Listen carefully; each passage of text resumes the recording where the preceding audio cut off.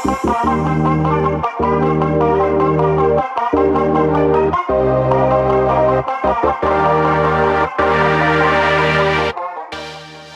is going on, everyone? Welcome to the recap number 97. I am Jake Dunlap, CEO of Skaled.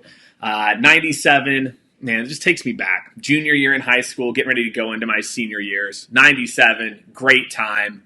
I think Boyz II Men was done. Keith Sweat was really in vogue then. Shout out to all my 90s R&B fans out there. So this week had a mix of different AMAs, virtual events, a couple things to call out. If you didn't get a chance to see these, by the way, they're all on the YouTube channel. So check out the link below. You can go check out all the videos. So Memorial Day, I said, you know what? I'm going to hop in, do a little Ask Me Anything about LinkedIn. So if you're looking for your LinkedIn playbook, check that video out. We did 2 webinars this week on sports. So we talked about when is sports coming back. We've got teams from the Knicks in Madison Square Garden. We've got the Marlins. We've got the Nets. So we were talking to folks in different sports about what comes next, how is sports thinking about it. So make sure to check those out. And then Thursday, did a really awesome virtual event with the team at Powder Keg, where, again, talked about why in B2B LinkedIn so important. So make sure, check out those videos, and let's get into it. So this week's Jake's Take.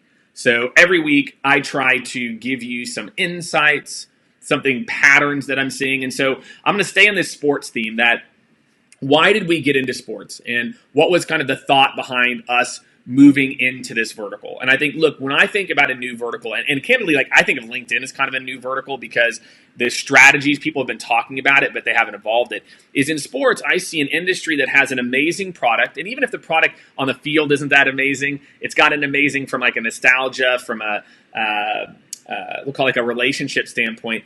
And the sales process has always been about fandom. And why I saw a real opportunity, I started my career in sports, so I have a natural affinity for it, is an opportunity to talk about business impact. And this is applicable to any of my sellers out there. That I saw there's a lot of sales trainers that were out there peddling the same stuff, but not enough people talking about how to drive business impact. And I think that it's that crossover from all of our work in high tech, private equity backed firms, and how do we take all of that to sports. So, as a sales organization, you've got to keep evolving. You have to keep focusing and kind of going back to basics to evolve around the business process and business impact. So super, super excited about that. Again, you can check out those videos on YouTube right now. They're live. If you want to hear what sports sales organizations are doing at the premium and season ticket levels, I want you to go check that out.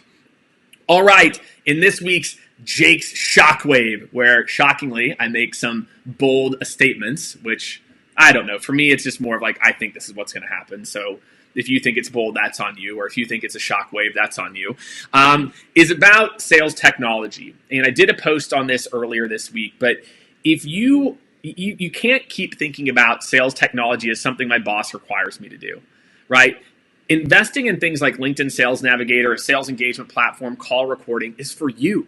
And the post I did is like, look, if I was in sales right now, I would easily come out of pocket $150 or $200 a month just to invest in sales technology, because I know the commission that it would make me on the other side of this would be substantially more.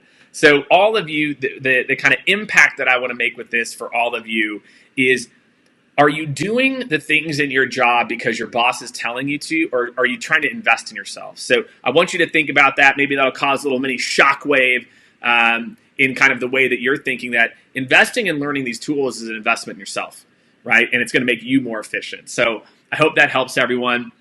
This week in the news, shouting out all my folks down here in Austin in particular. Look, Austin has made the call. There won't be any events with over 2,500 people basically throughout the rest of 2020. And why I think this is important is every other city is doing something similar. Austin is not, alone as a special flower. But my advice to all of you from a marketer standpoint, whatever your strategy was that involved events, you got to take it up, wad it up, and throw it in a piece of paper. The event strategy that I would be thinking about if I was a marketer would be in-person events and anything you can do outdoor. So it's time. We give up all hope. The conference game is gone for at least the next 6 to 12 months. Now you've got to double down on micro events. Again, UT, Texas football, ACL, all out the window. And I think everyone has to realize that it's time to move forward and think about what comes next.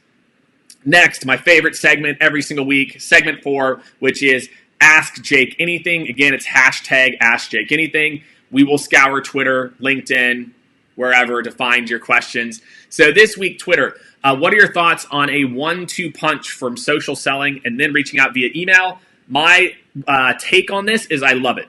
I think every single person needs to think of call, email, and LinkedIn as an and strategy. You're going to start on LinkedIn or social media, but then if they're not active, then you skip ahead to calls and emails. So I love the idea of commenting on a couple people's posts, then cold calling them even, right? Saying, hey, you know what, Jake, I saw this. I thought I'd give you a call. This really stood out to me. So my friends, the answer is and.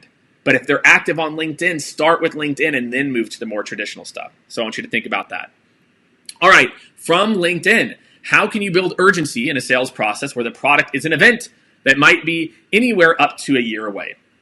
This is a very, very difficult space to be in, whether you're an event technology organization or you are a physical events organization. I had a good conversation with a guy who's a sales leader at one of these orgs earlier this week, last week as well too.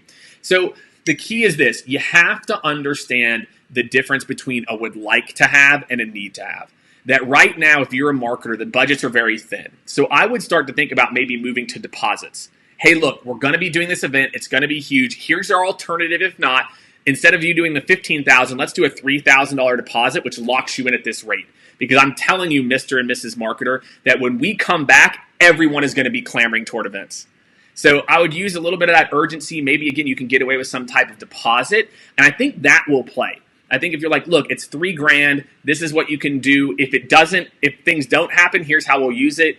If not, you're locking in because of XYZ. So those are my quick takes on that. That's my hashtag Ask Jake Anything for this week. Again, if you have a question, we will scour the internet. We will find you. Hashtag Ask Jake Anything. And feel free, drop a question below in the comments.